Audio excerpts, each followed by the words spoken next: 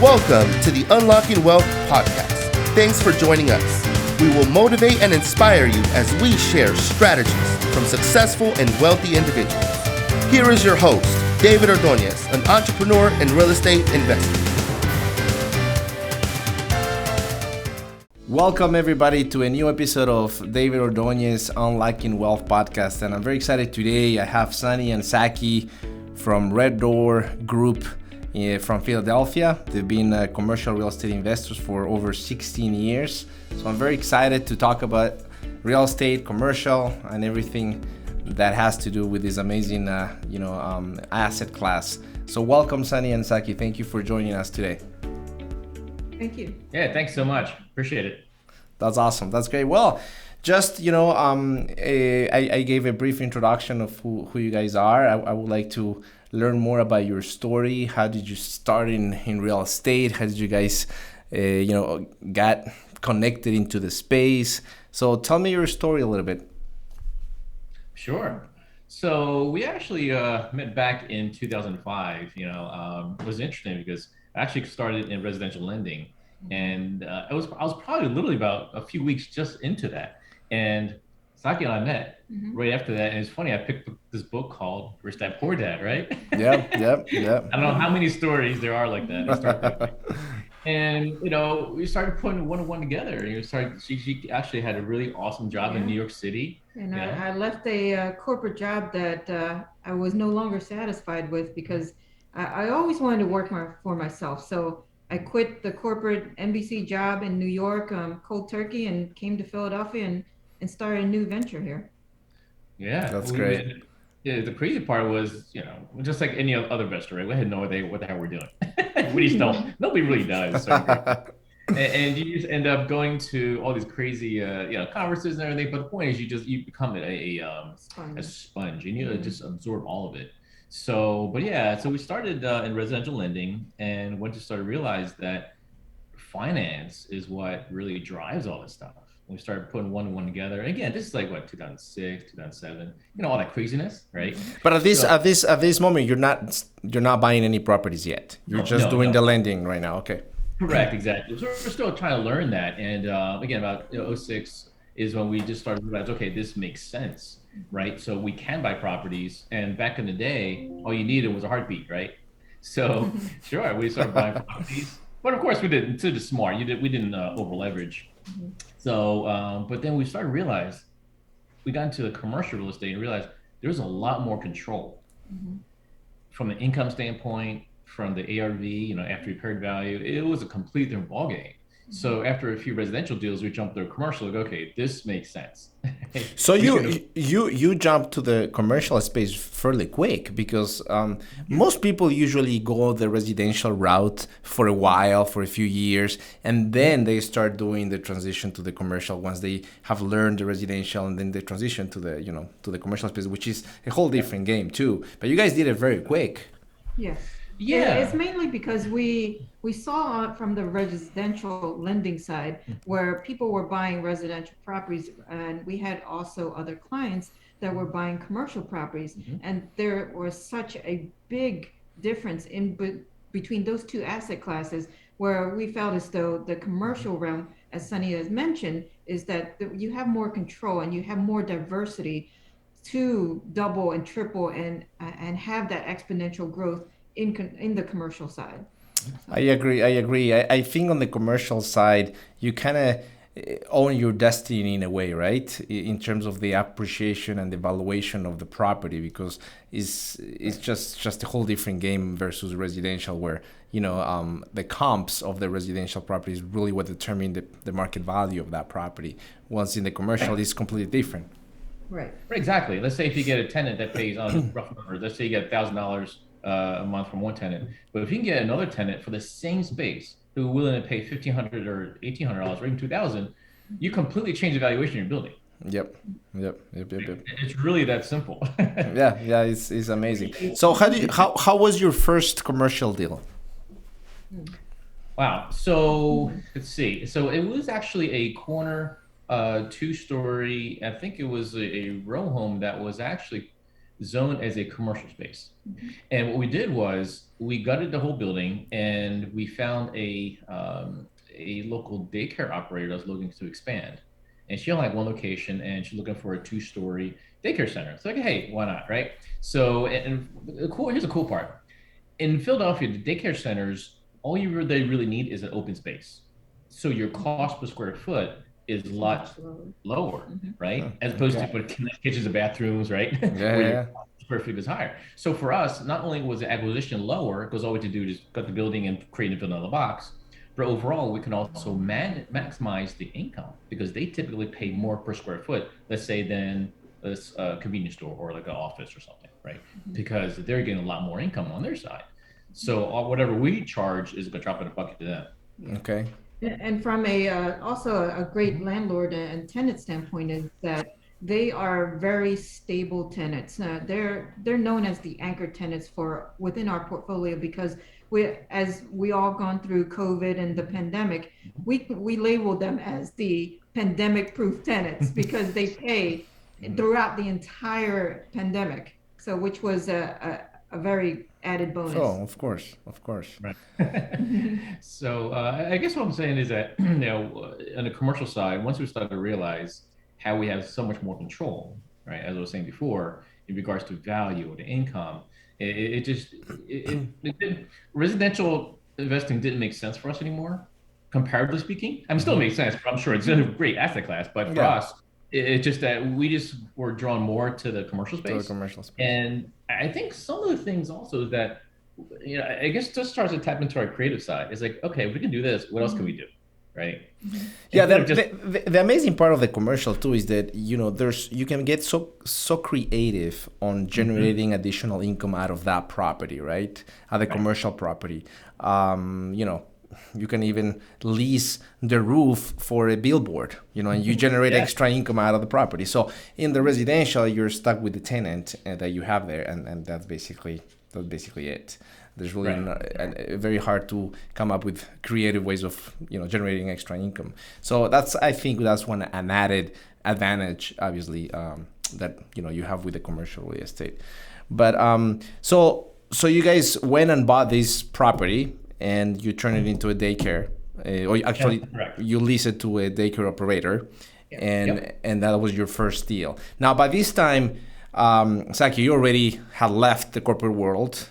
And you're 100% involved in this, that's a huge step, right? I mean, from the corporate America, job to go on your own. I mean, that requires a lot of faith and tenacity. Yes, it does. And in the beginning, I had no clue what I was going to do and how we're going to figure it out. But I knew that we were going to figure it out because there's no way back. So we didn't have a choice.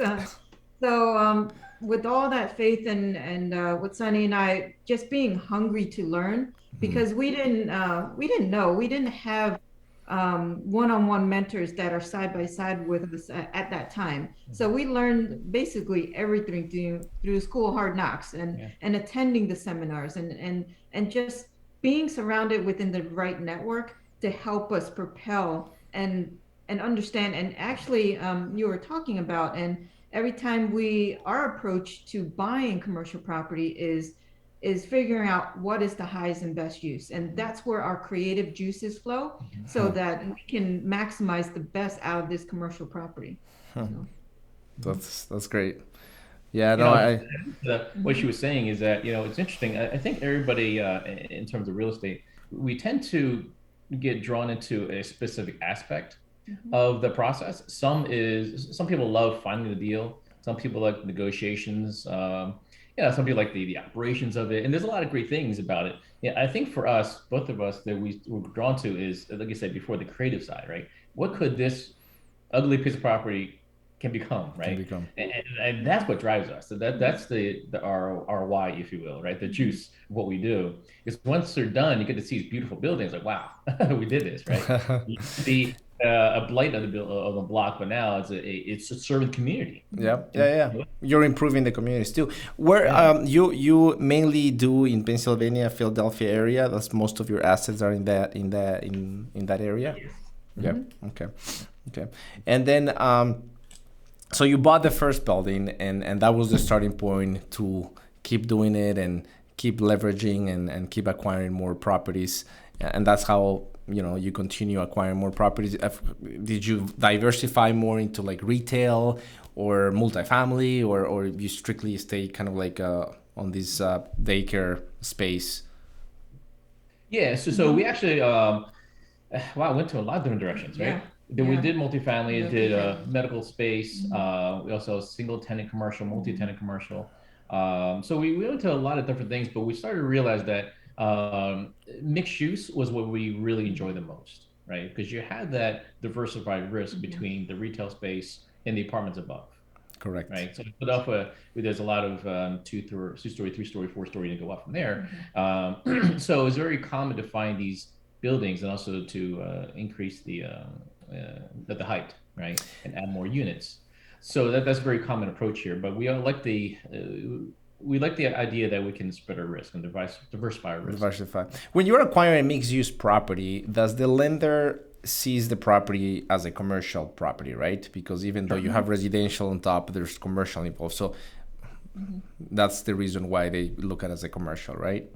Correct. Now, for our listeners to understand a little bit more, what are the main differences in terms of like from the lender perspective in terms of a commercial property and a residential property? If someone wants to do the jump from that residential space to more of the commercial, what are the main differences on the lending side? Sure. I would say number one. I mean, they're really going to talk about an hour just with us alone. But the thing about is there's a lot of focus on the asset, right? Sure, they look at the borrower, but at the end of the day, they look at the income of the property and say, okay, can it support itself? If this borrower never paid a penny of this mortgage, whether it's 20 years, 30 years, whatever it be, can this property support itself over that time frame? And if the answer is yes, and it should be very easy yes, then the underwriting is a lot easier. As a Correct. matter of fact, we found out that commercial underwriting is so much easier than residential, so much easier. And What I what think do when you? someone goes through that process, it's a light bulb. Like, wow, I can get a commercial property so much easier than a residential property. Really? No, Yeah. that's amazing. And sometimes I think some people have a misconcept of that, right? They believe that commercial is that's for the big funds or for the big firms, and it's not true. I mean, jump into the commercial space. I think, like you said, is not that hard and is doable. I mean, you guys are a proof of that. Sure. How many And how also, many how many assets do you have under management approximately now? I mean, how many properties have you been sure. able to We're acquire? up to see actually we're actually down to I should say because we unloaded a bunch of assets. So we're actually down to 35. That's awesome. Yeah. So we obviously between 2015 and 2020, it was a good time to sell. Obviously, right now it's a really good time to sell, right? Yeah, So, but yeah. So Yeah, we sold off a majority of our portfolio in during that time because mhm, it was one of the best times to to sell. sell. right. Yeah, Yeah. yeah. And as an investor, I mean, obviously the idea is cash flow, right? Cash flow is king. We want to keep the assets generating the cash flow, but there's sometimes that we gotta unload some of the assets because that will allow us to go and seek other deals, bigger deals, or bigger properties. Yeah. And You so, know, it's funny. We have this thing where it's when you buy property, we consider them like flowers, right? You buy a flower, it looks great, but over time, your flower becomes a weed, right? Because of age, whatever. Maybe of course you take your property, but maybe let's say the air changes, whatever. So you start to realize it no longer aligns with who you are as as today's investor, right? So you unload those weeds and you buy more flowers, yep, So yep. That's it's a kind of great been like, analogy. yeah, Yep, yeah, yep. exactly.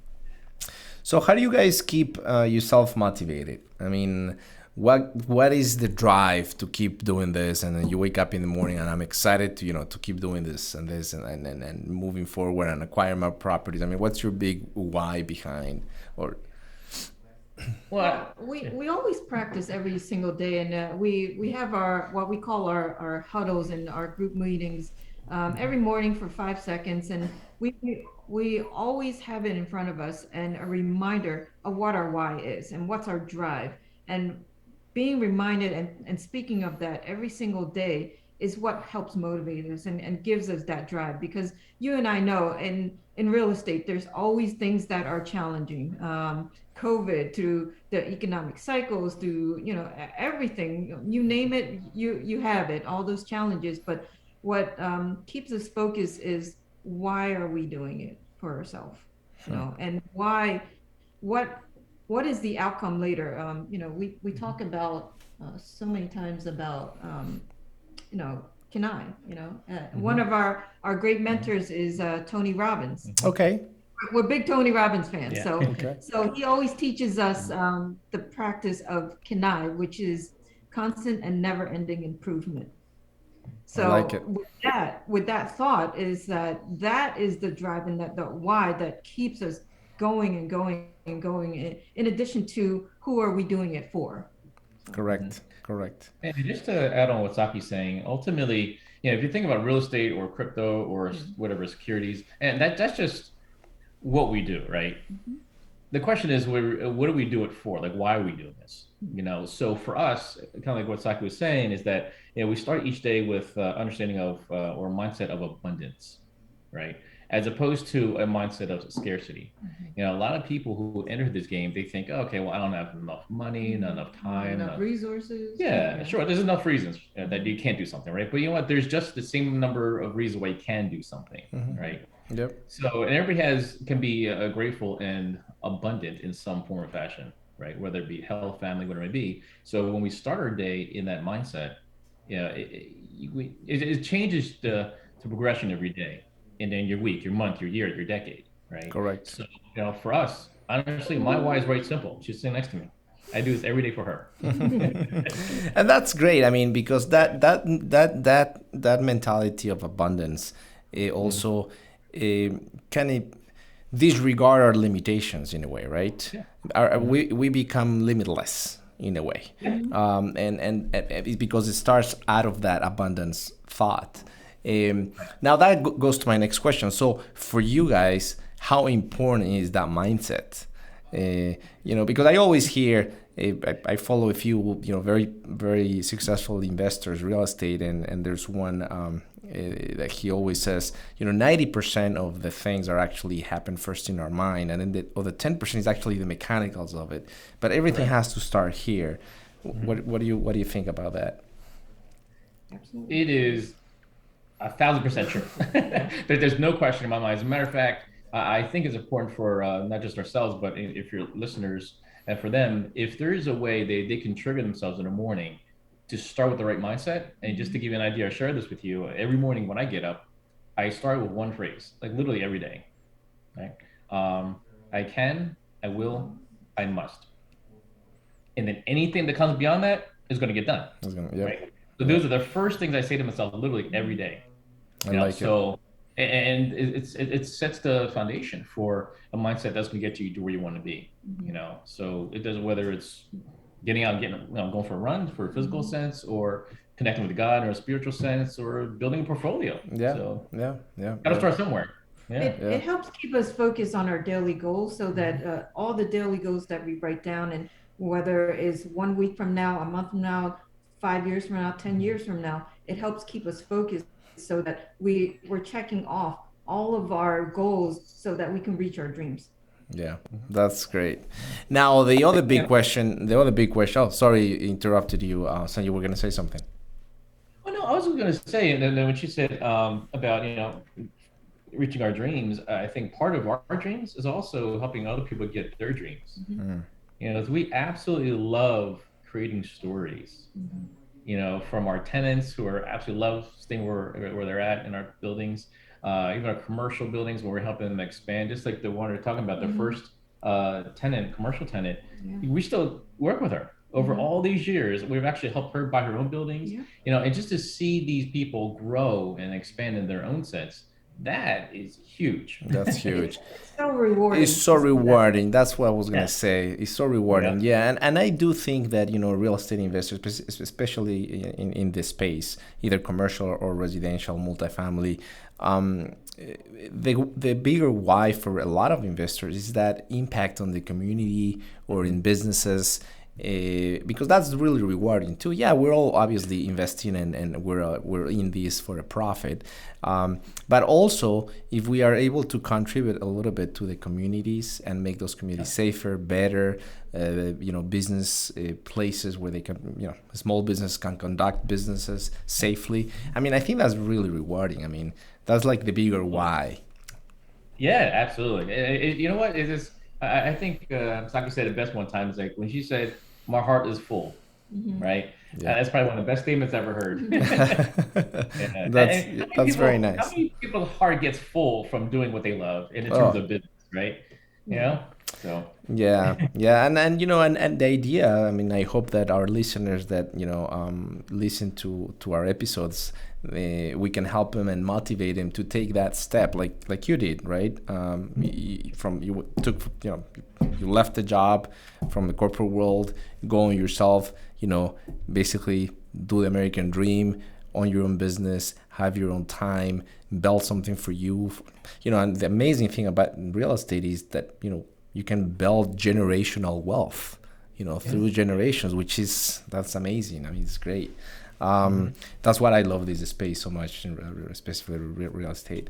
Now, so how is working together as partners in life and also partners in business, right? I mean, you guys been doing this for 16 years, so I'm sure you all have, and I would love to share, to hear it, because in my case, I do the same. I work with my wife, and we've been working same thing for over 15 years together.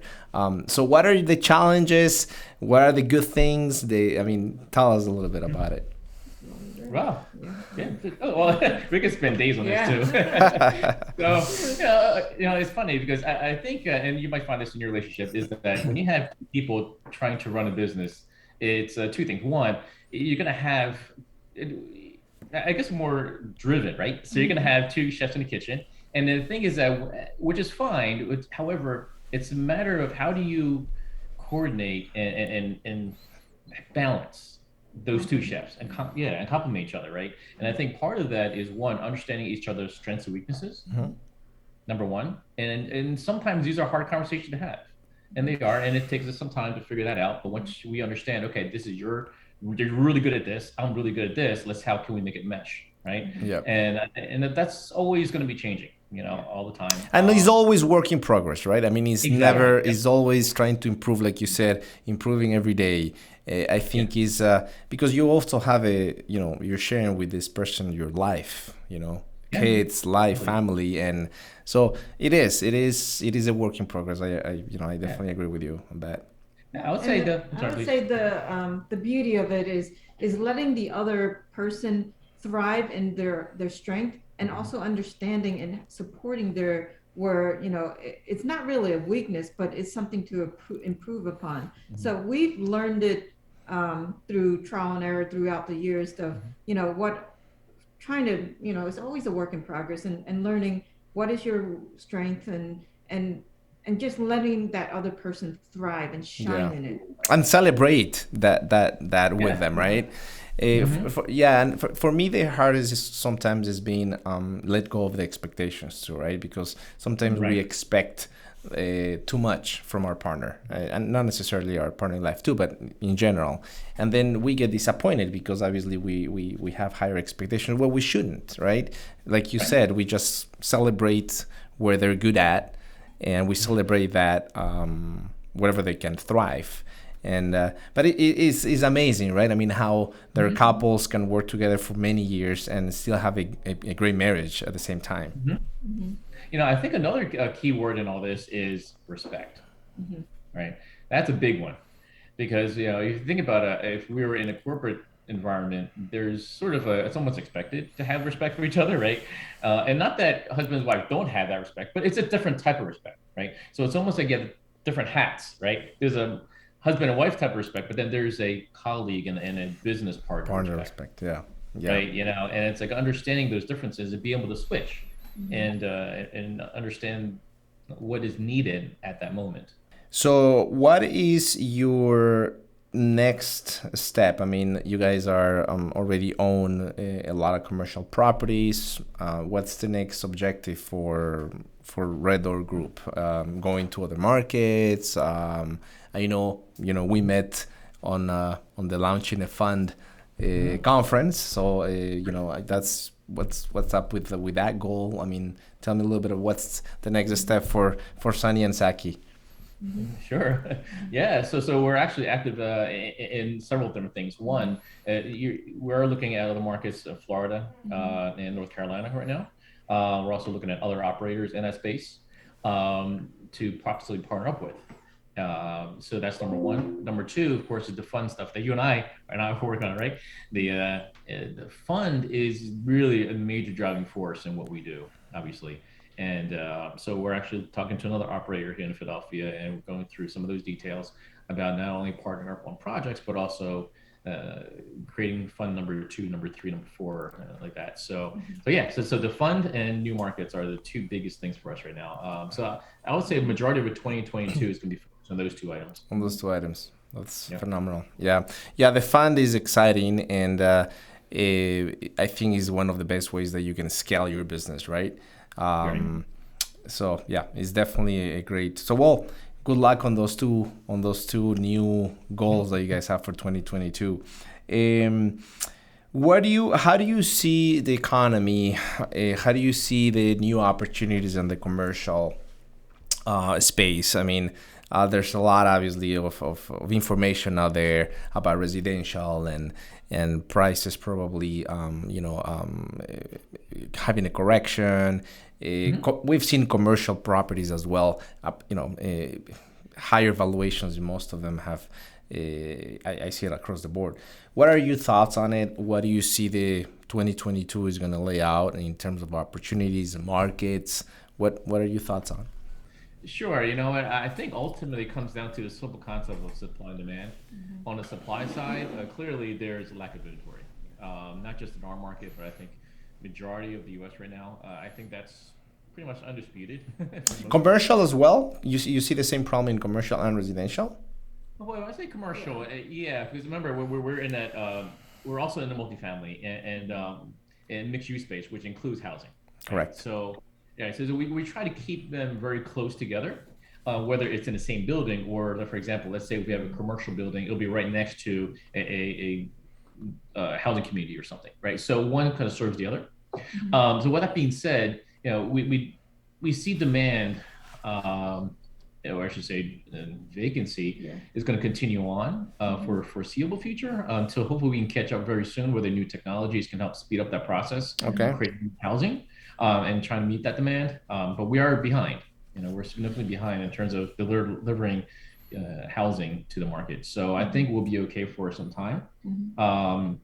And for us, because we focus more on the highly densely populated areas in terms of the commercial spaces, whether it be retail or daycare centers, things of that sort. So we'd like to be very close. So that's why housing and our spaces, whether it's just commercial, has a direct connection, if you will. Okay. Right. Okay. So Now, And how? especially in the Philadelphia market, there actually isn't a slowdown. There are still a lot of development and building for the multi-family space because of the shortage of housing and so much need of people wanting that housing. There's a backlog of it.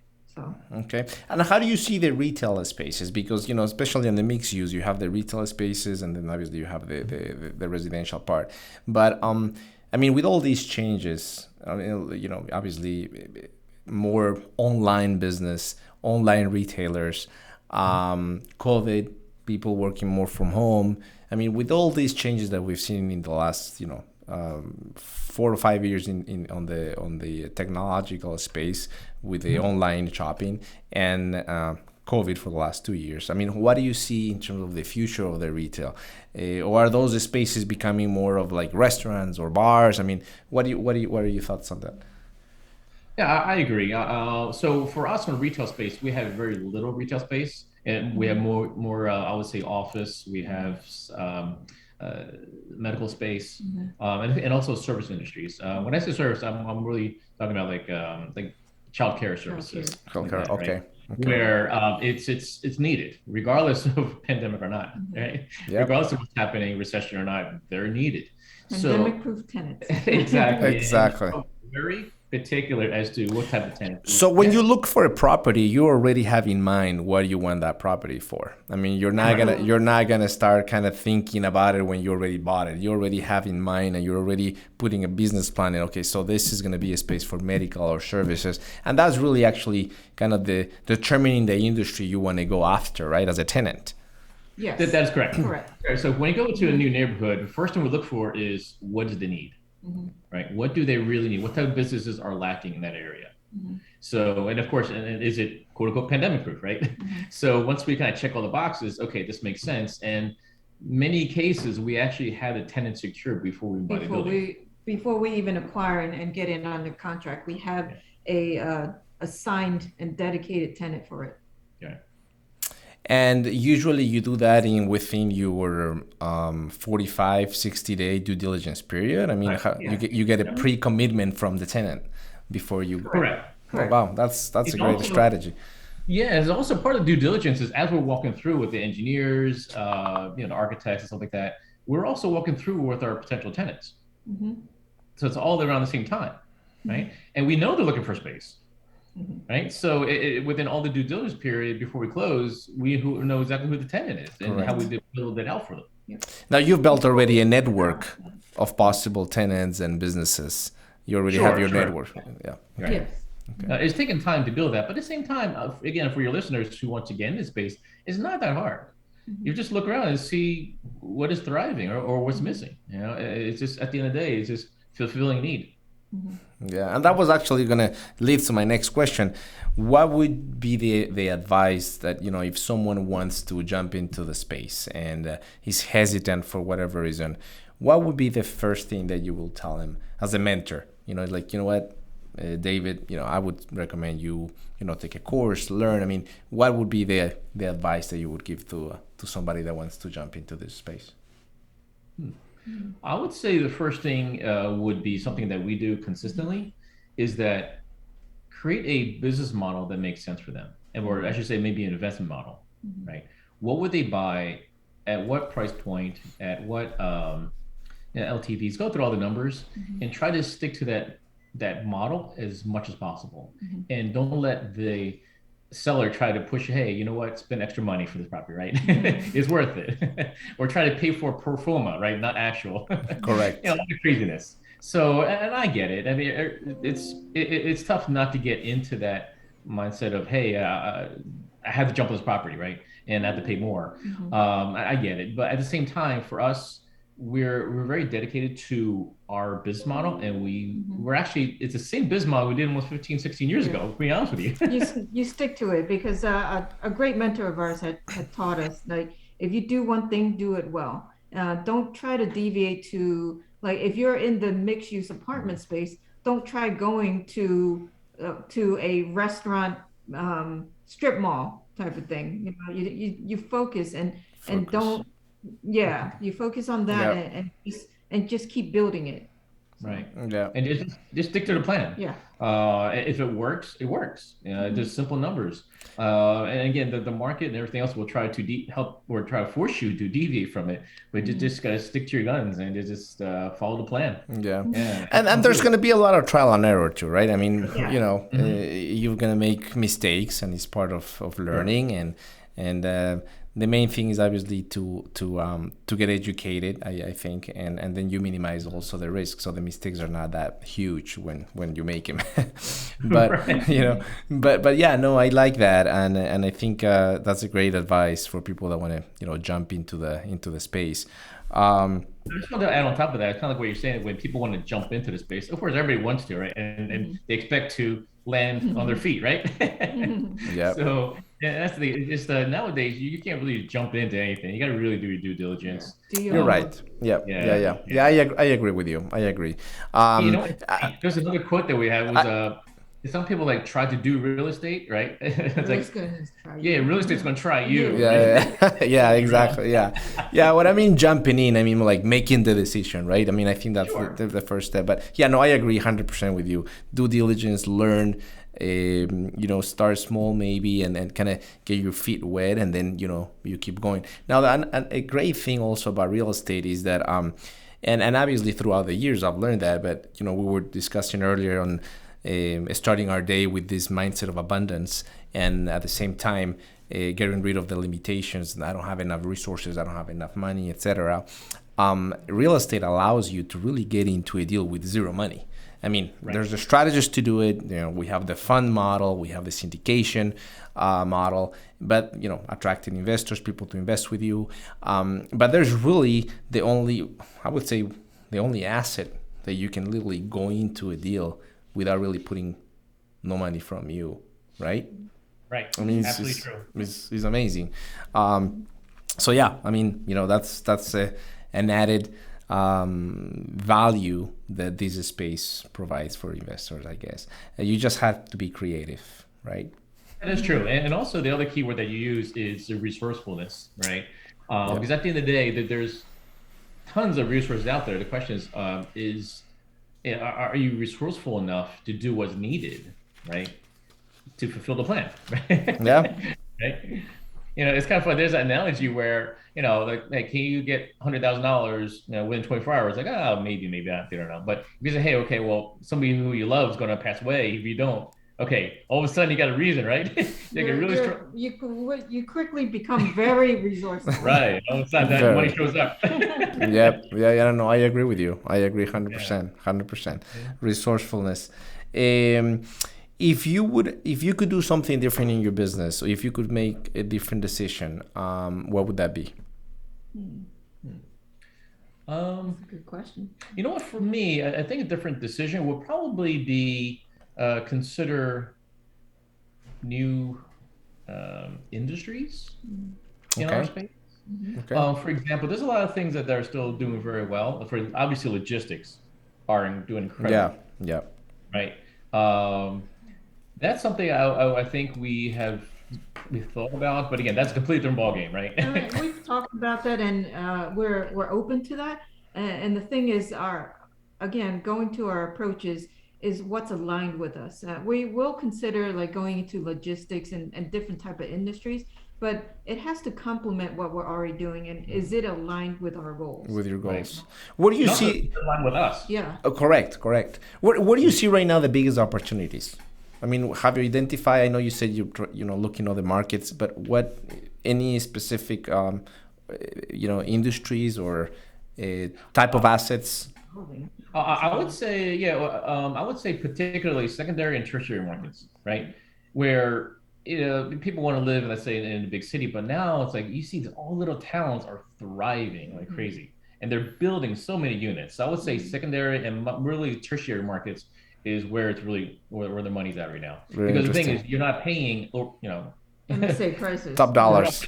Yeah, you can actually still make money in these other markets. So we always also like to be at the edge, right? Sometimes we're in the city or in the center of everything. Same time, we like to be at the edge where it's coming, right? It's developing, and it's not as saturated yet, so you don't pay saturated prices. Correct. So your cap rates are better, obviously. And exactly. And you catch the upside over time. Correct. Higher rent, higher valuation. Correct. Yeah, so we like to be on the edge. Okay, nice. What do you think it has been one? Because I know I know I've met many, but what would you say is one of your biggest mistakes you've made, and how did you manage it, and you kept motivated and move forward? It's a good question. We've made many I know. And what we've called you've been seasoned correctly. So my goodness. Been seasoned. Well, you know what? I had one. Yeah. You know what? Underestimating my wife. He continues to surprise me every day. And I've seasoned him correctly. That's awesome. I agree. There's so many mistakes, right? I always like to ask that question because it leads to something that can be funny or something. But yeah, I mean, if you guys want to share one that comes to your mind, great. But yeah, I know we make mistakes all the time as well. It's part of learning. I will share one. Actually, I think about it. So, if anybody ever is looking to do a partnership, underwrite that potential partner. So that's we were in one partnership that didn't go so well. Yeah. And it's just, well, we do what we do and do well, right? But when you bring in another party and they're not quite aligned, or life happens. And Correct. actually, I'm going back to the same question: is mistakes? Sure, mistakes happen, bad decisions happen, but at the end of the day, how do you respond to them, right? How do you respond? And for us, we're used to a certain way of responding and basically doing what we need to do, right? Whether it's in the interest of our tenants or whatever it is, our clients. Correct. However, when there's misalignment of that other party, then that's when things get a little hairy, right? And you're Yeah. dealing with people, you're dealing with personalities, Correct. and it's a little bit Egos. different, not just numbers. Yep. Yeah. And Yeah. throughout that challenging time, we learned what not to do. And it actually, we don't want to go through that experience again. But however, it taught us what not to do. And it taught us to be better, more savvier business entrepreneurs. I agree 100%. I agree 100%. Like as we were saying earlier in the call, we are looking at other partners and we're going through the legal docs, and here's where we underwrite like crazy. Yeah. We're doing right? a lot of stringent underwriting because we're open to partnering with other operators that already have existing funds or even bigger funds so that we can grow exponentially as well. But at the same time, we are still underwriting to its entirety before we jump in. as we Correct. say. Correct. Right. There's got to be alignment. Yeah. Personal, Yeah. professional. Yeah. Goals, everything. Yeah, no, I think I agree with that. And then just going back to Rich Dad Poor Dad book that you mentioned at the beginning. One part that I really like is that our education system has taught us not to make mistakes, right? You're actually, when you make a mistake, you're penalized, right? In school, right? As in the book, I think he mentions Robert Kiyosaki many times. It says, it's all about making mistakes. It's all about. That's how you learn, right? Exactly. That's how you learn. It's all about falling the bike as many times, and that's how you're actually going to master riding the bike. So yeah, I agree with you 100%. I mean, the mistakes is part of our life, and we never stop making them, right? I mean, because we never stop learning either. Yeah. That's great. I mean, I'll think over time, it's simply making better mistakes. Exactly. Yeah. That's a good one. Any mentor? I mean, I know you mentioned that you had different mentors throughout, but and you're big fans of Tony Robbins, you said. Any other mentor that you follow? Any good books that you would like to share with us that, for somebody that wants to learn commercial real estate or investing or going into the entrepreneurial aspect of it? I mean, what can you share with us? Sure. So I would say a close person we're following right now, and our mentor, I would say, is Don Wenner. Okay. Don Wenner of DLP Capital. Okay. So he is in the real estate space. I don't need to tell you his story, but make the long story short, he's done very well. He started a real estate agent. Now he started flipping properties, and then he started to create a fund. Now they have well over $1 billion under management. They're buying 10,000 units at a time. There's other things I really can't say right now. Well, they're trying to achieve a Fortune 500 status for his company. Oh, wow. Yeah. Wow. Yeah, And I've heard Yeah. about them. Yeah, I've heard about the company. Yeah. So, and as a matter of fact, he actually just released a book called Building an Elite Organization, Interesting. which actually breaks down what he's been doing, what he does on a daily basis with his company. So I highly recommend that. If any, Great. want to get, Building an elite organization. Okay, Right. perfect. by Don Wenner. And actually, no, a couple other books I would say is Chase the Lion. Okay. And that's more of a spiritual journey about overcoming your fears and just facing the lion, right? Yep. And going after it. Yep. And then I would say another really important one was probably the 4 disciplines of execution. Okay. I think a lot of times we've had a lot of great ideas, but you gotta really execute. Yeah. If you don't, they're just great ideas. Exactly. Execution and action is key. Yeah. You know what? I'll share this with you. I write down all the books that you share because I'm on a quest that guests that I have in the show, I ask them about books. And there's some books that I've read already, but there's some that I haven't. And my quest is read all the books that I hear you guys sharing on the show. So I'm on that quest. So yeah, I've already started reading a couple from other guests that they recommended great books as well. And that I'll share. One is Don't Sweat the Small Stuff, and All is Small Stuff, right? And Obstacle is the Way. That's another great book. So yeah. But yeah, no, that's those are, there's so many books, and I think that's part of the learning as well. Learning, reading, self-learning, right? It's so important. Yeah. We can't stop. It really is. Yeah. Those are the fundamentals before you can be successful in any area of your life. Yep, I agree. And there's that saying where how you do some things is how you do everything. Right, whether it's personal or professional. You think about it, if you start to compare what you do here on one thing, it probably, overflows in something else. So if you're really great at one thing, you should be great at other things too. But if you're really lazy, well, same thing, right? Yeah. You just have that right mindset. Yeah, mindset is very important. Now, what do you think, and this probably will be my last question, what do you see in terms of regulation from government, local governments, in terms of, I've been reading a lot about rent control on the residential space in certain cities already. What do you think, what are your thoughts in terms of possible more regulation or future regulation, or even, I doubt in the commercial space, but what are your thoughts on it? Well, you know what? It does. Okay, so we are following, rent caps, right? Because it is coming.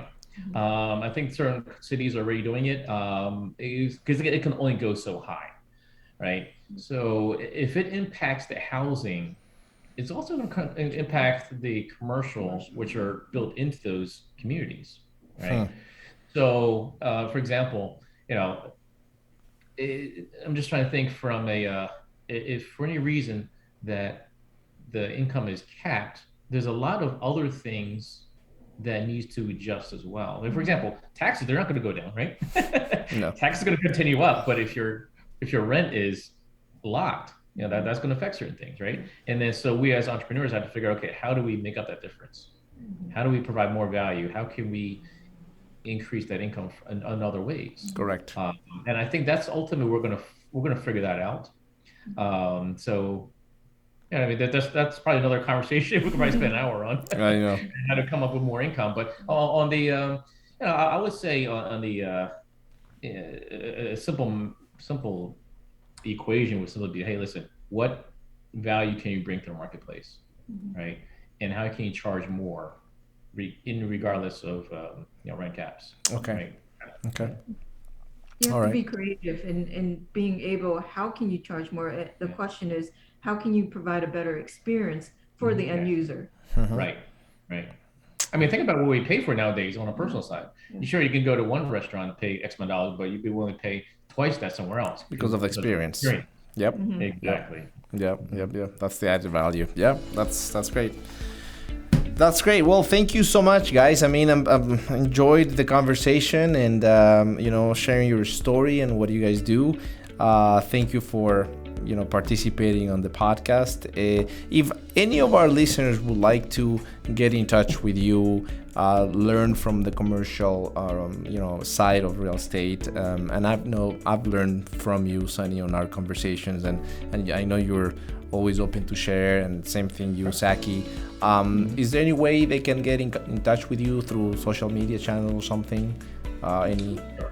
Sure, we can share with you our email address or our LinkedIn. Yeah, absolutely. Perfect. We can that way, and I'm sure if you can post it and share that with your community, that'd be great. We'd be happy to share that. Awesome. Yeah, we'll share that, and that'll be great.